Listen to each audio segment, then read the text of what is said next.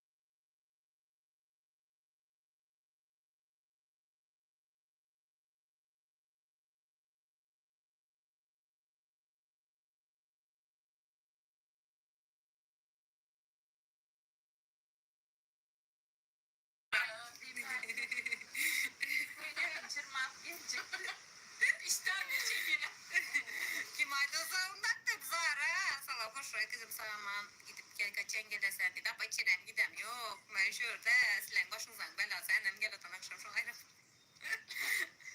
Soğuk yazan, söğüp yazan bana celep dedi. Koy sana anneme sor, söylesen. Şu kız atlayacak oldu be. Hani şu an her zaman bunu paylaştım diyor ki ya şu koyuna koyar şu an paylaş bir saat sonra. Yılın ne çıkıyorsa ziyatlı diye. Benim koçya. Sağ ol, спасибо.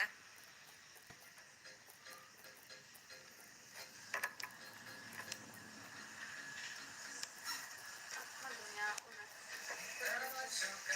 Saklanayım beslemem rahat olur.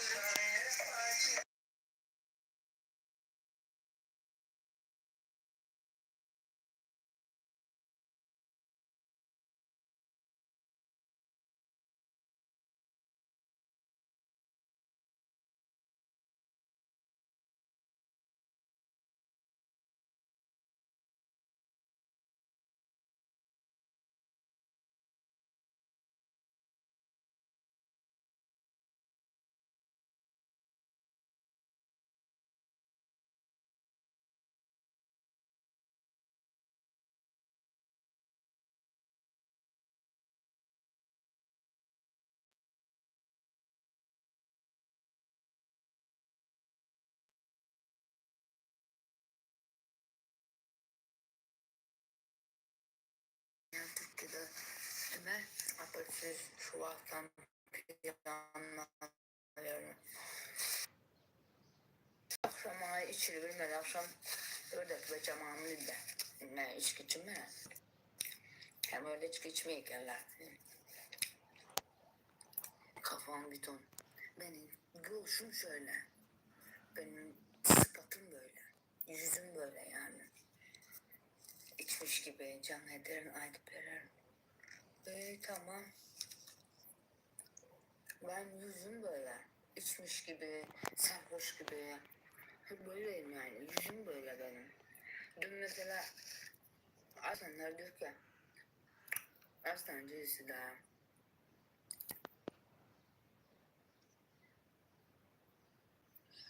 Böylece abla sen içki içmeden böylesin diye içkisen nasıl olur diye. Yani ben oyun oynamak için içki içmeye gerek yok. Olur. Bak. Yani bir teyzeliğim var. Aramda çavunla. Benim etrafımdakiler biliyor benim içki içmediğimi zaten de. İçkisinden yiyorum. Bak sabah köründe. Sabah köründe bu enerjim var yani. Hem ben dün bütün gün çalışarak gittim.